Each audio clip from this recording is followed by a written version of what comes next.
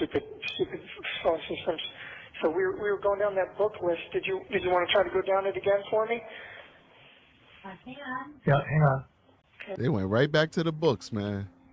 I've got 26 books in there 26 books. at a price of $342, so we're not sending them all at once.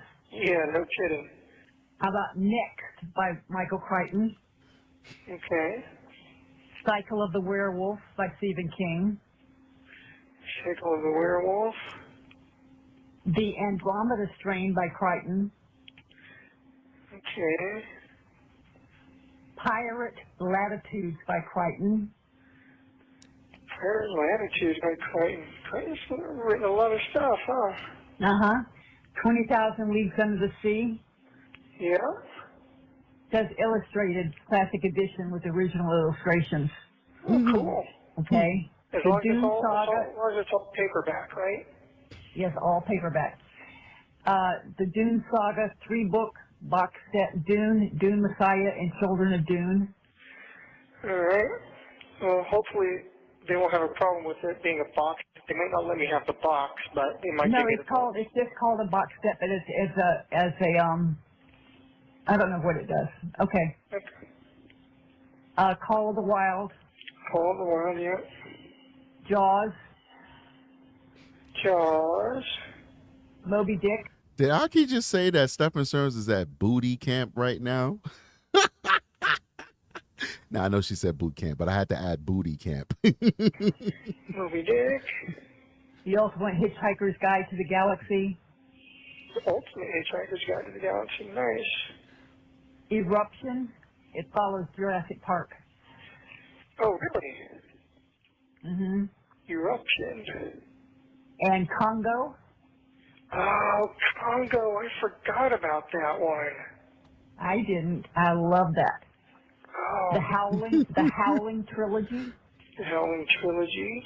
Somebody say he needs to add Moby Dick to that book list as well. Y'all are just the worst. Mm-hmm. Dinotopia Lost. Very good. Eyes of the Dragon, King. Eyes of the Dragon by King.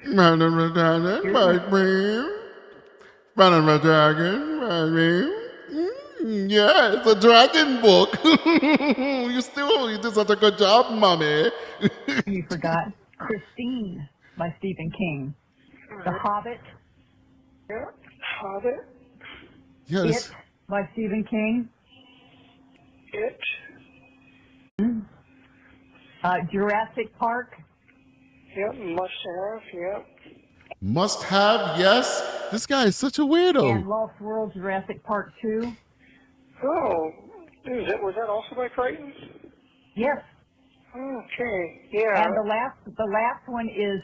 That is like, this guy came out of my scrotum. For real. Like, I want a DNA test. You know, these old folks. You know, with that generation, you know, that's where that term came from. Mama's baby, papa's maybe. Like, because they didn't have DNA back then. You know what I mean? So if the woman came to you and said, you the dad, I'm pregnant, and you the dad, and you just touched her. Sometimes these dudes didn't even know what sex was. Like, they didn't even do anything. They just kissed her, and they're like, oh my God, we copulated, we kissed. She pregnant now. I'm betting you this dude is like, yo, I'm going to get a DNA test, man. I need a DNA. I'm telling you, Chris Sterns want a DNA test right now. He's like, this dude came out of me? Nah, man, chill. That's not me right there. This guy right here. Wow, this dude is a loser. Let's keep going. Michael Crichton, and it's Prey. P-R-E-Y. P-R-E-Y. Prey. Oh, wonder what that one's about. I don't know, but we'll start sending some that maybe you And listen to how his mother's talking to him like she's talking to a baby. I don't know. Oh, my gosh. Good boy. You took your first steps. Good boy. Come to mama. Come on. Good boy. Yay. Oh, my gosh. Mommy's big boy. You make me so proud, you little boy. Oh, yeah, you make me so proud. Mama, your big boy is a baby graping murderer. That's what your big boy is, okay? Your big boy preyed upon a little girlie from the age of 6 years old all the way until 13 years old. Remember, here on True Crime Strategic, we say 6 years old because we understand the nature of these evildoers, that they can't help themselves, and that as soon as Jen brought this beast around her daughter at 6, that's when the grooming and abuse started. May not have it started in its full-fledged, but that grooming, the brainwashing, the touching, all that stuff started at that age. That is who your son is, ma'am. Not a pretty little boy who's making you so proud because he's making his first steps and he's away at booty camp right now and he misses you, so you got to send him some books so he can remember you when he comes back from booty summer camp. No, he's in jail. He's facing capital punishment for ending somebody's life. I mean, it's nauseating. Listen to the way that they're talking to him. And I understand that this is quasi-private, right? You know, they're trying to talk to their loved one, etc. But please, man, please don't diminish the crime that he committed against humanity. Don't diminish it. He's a monster. Let's keep going. Mia M with a $5 super chat says, I ordered some root beer barrel candy because of you. About to open it now. Oh my gosh, man. She gonna make me whip. Oh shoot. I gotta whip out my root beer barrel.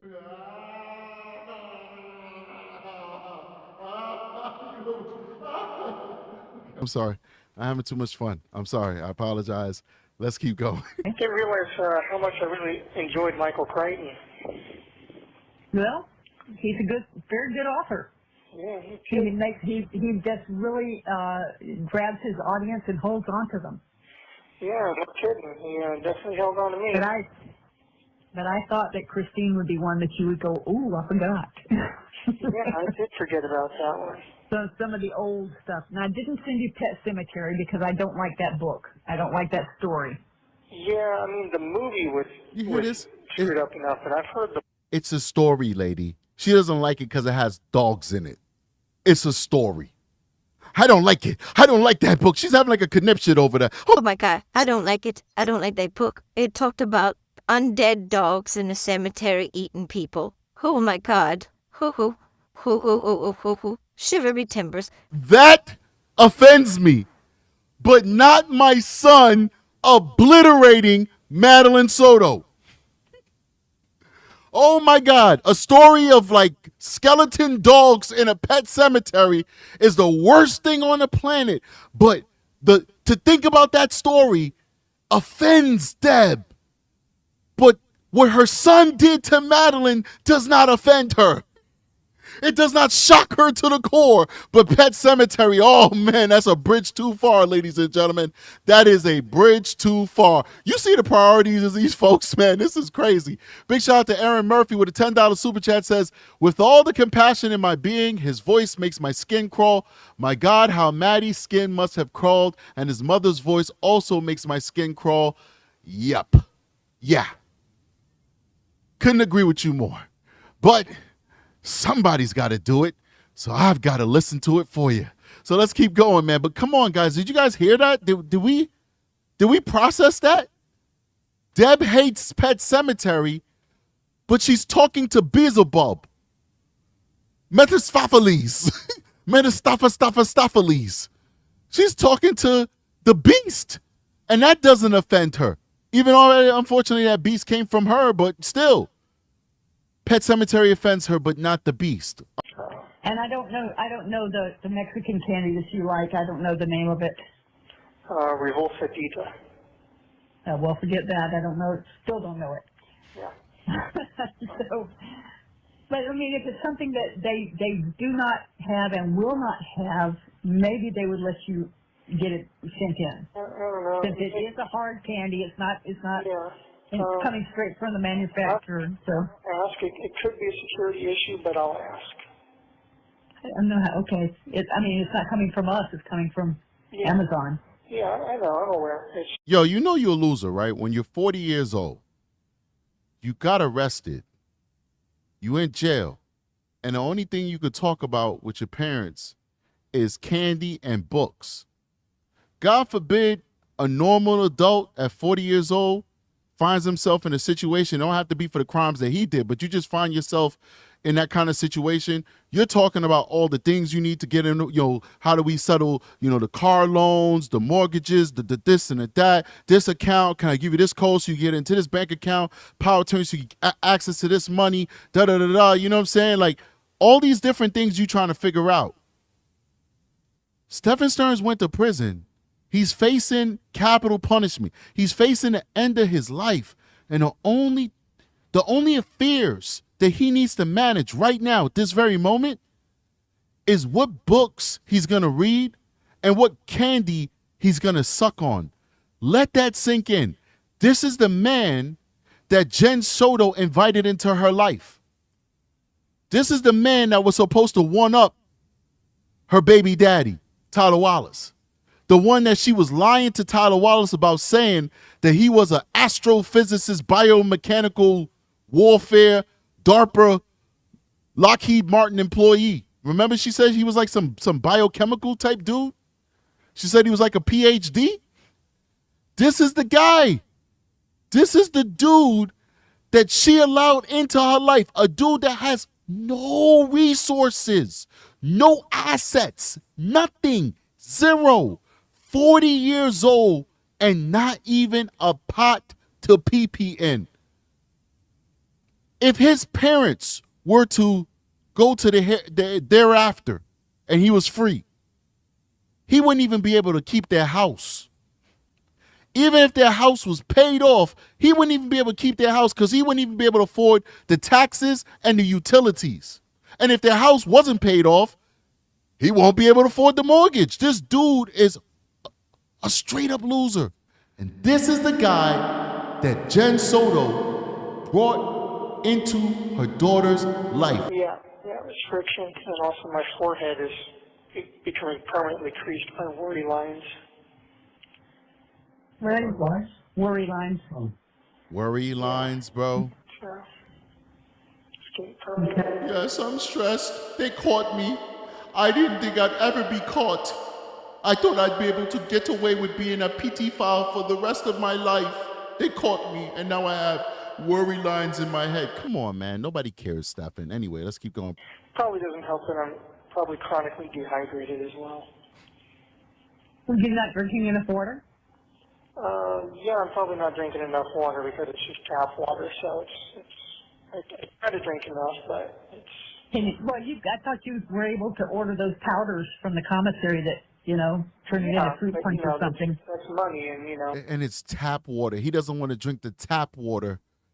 Are you kidding me, man? This guy is so pathetic, man. And he talks so pompous, like he deserves so much better than what he's got. Come on, let's keep going. The stuff that I like to keep in stock is already, pricey enough, plus the things I splurge on every once in a while.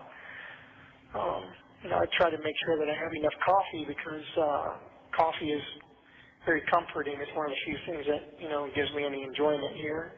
Every time I drink a cup of coffee, it just releases a whole bunch of happy chemicals in my brain. My hard candies and my saltine crackers. So, beyond that, it gets expensive if I start going much beyond that stuff. Yeah. We've got a lot going on here, so we'll keep you up to date with that. I think she's going to have puppies within the next 12 to 18 hours, so. Oh, my goodness. I wish I could send you a picture of them. Yeah, my goodness. I think once you get that tablet thing, I think we may be able to send you a picture like that. Yeah, actually, you can send pictures, and they'll either scan them in to the system, or you can consume you through that. That's what I heard. Yeah, so you can totally send me pictures, and they'll scan them in electronically. I don't know. I'll have to ask the mental health people and see how that system works. He just loves the whole mental health people. Like, that's his only go-to. He loves it because it's something he could play off. It's something he could use as an excuse for his bad behavior. Are they giving you anything for anxiety and sleep? No. Like I said before, when I got the murder charge, I asked them for something for anxiety, and they gave me an antidepressant that also doubles for anxiety, and that gave me even worse symptoms. So That gives you worse symptoms? Yeah, we already went over that. Oh, crap. Yeah, I started feeling extremely panicky and like an elephant was sitting on my chest and the sky was crushing down on me. Oh, whew, keep Okay, taking baby, it. well, you can't do that. Keep taking it. They gave him a pill of justice. You heard what he just described? That pill was not for anti-anxiety or depression. That was a pill chock full of justice. Mm-hmm. Okay, baby, well, you can't do that. Nope, so I decided I'd just take my chances with the depression and anxiety. Okay. And it's been mostly okay. Although lately I guess for a little while now I've been having some mild hallucinations. Like I'll see random flashes of light while I'm reading my books, like on my hands, like as I'm moving through the words, like each word will. He's lying. Nobody hallucinates like that, and nobody describes hallucinations like that. He's lying. He's 100% lying, saying this only for sympathy. And then I'm catching little flickers of movement out of the corners of my eye. Well, you know, that could be a visitation from, you don't know. A visitation from Maddy, she Well, I said? don't know. Are you kidding me? She said that could be a visitation from Maddy. She's nuts. She said that could have been a visitation from Maddy. Wow.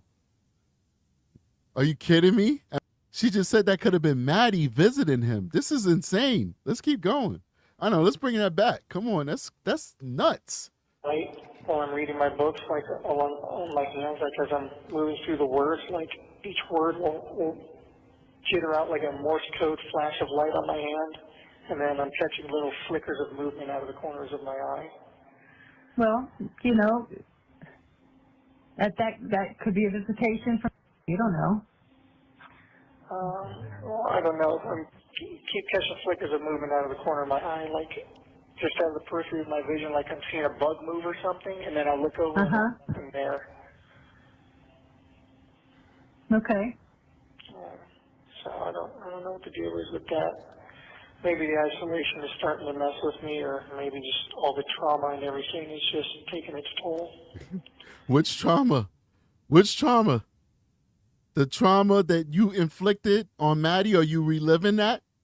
Like what trauma? What trauma did Stephan Sterns experience in his life that could match any of the trauma that he subjected Madeline Soto to? Make that make sense. Explain to me what trauma, because they asked him, they said, Stephan, have you ever been touched? Stephan, were you ever abused? And his answer was no. The most he had was some little girls his age showed him their chests. That's it. And some other girl kissed him, tongue kissed him, who was his age. That's the trauma he described when his parents asked, well, have you experienced anything that would make you do this? Like he's like, nah. He said he even told him, like, yeah, don't even go into no conspiracy theories, man. It is what it is. It's not what you think. That's Stephan Sterns. So tell me what trauma you experienced that could match up to the trauma that you inflicted on Madeline Soto. And she passed away. You know, I suffered a catastrophic mental breakdown at that point. I don't know if you know that. What? No, I did not. And I was literally out of my mind when I was first booked into jail. I was Wait. Oh, I thought you talking about Maddy. He's talking about himself. Let's mess with me, or maybe just all the trauma and everything is just taking its toll. I would imagine it has taken its toll on everyone. Yeah. You know. And she passed away. You know, I suffered a catastrophic mental breakdown at that point. Oh, he's talking about Maddy. You know that. He's talking about Maddy. He said when she passed away, he suffered a catastrophic mental breakdown. But he's talking about his mental state after he killed Maddy. I would imagine that you would have had that catastrophic mental state before you killed her. That's why you killed her. He's saying after he killed her. So now, thanks for letting us know that you were of sound mind when you took her life. We appreciate that tidbit of evidence that you just gave us. We certainly do thank you for your honesty, Stephan Sterns. No, I did not. And I was literally out of my mind when I was first booked into jail. I was hallucinating. I was hearing things and seeing things very badly. And it took me about a week to come out of that. I hope you're sharing all that with your attorneys. I did, and the mental health people knew about it as well because, you know, they're the ones that interview you when you come in and like, you know, are you seeing anything? And the attorney was like, yeah, it's not going to help you because we know you're not crazy. You're hearing anything? I was like, yes, you know, to both. I was hearing reverberating noises going through my cell and in my head, and I would look at the doors, and it looked like the doors were breathing. Oh, come on. And then, Come on. took it Now he's talking like he's watching The Shining. He looked at the doors and the doors were bleeding like it's the Stephen King movie, The Shining, with Jack Nicholson. Come on. You could do better than that, Stephan. about a week to come out of that, and then it took me another 3 weeks or so before I started to regain some lucidity in my mind and some clarity again. And it took me a while to come out of that. You guys, I don't think you guys knew that. I don't think you guys knew No, that. did not. Well, how are they supposed to know that, Stephan, if you never told them? He's such a man-child. Oh, I don't think you guys knew that. Oh, you sound like grandma. So feminine. Oh, I don't think you knew that. Of course I didn't know that. You didn't tell them. But now you're telling them. So now they know. So I was not in my right mind after I found her. Oh, I'm so sorry. Yeah, it's I mean, I understand why, but a complete mental and emotional breakdown, and then everything that followed was kind of a result of that. Wow, this is so pathetic. oh, well, I wish I'd handled that passing a lot better, but I was not capable of rational thoughts or actions at that point. I literally was not in my right mind. okay, baby. Well, He was not in his We right know what- mind.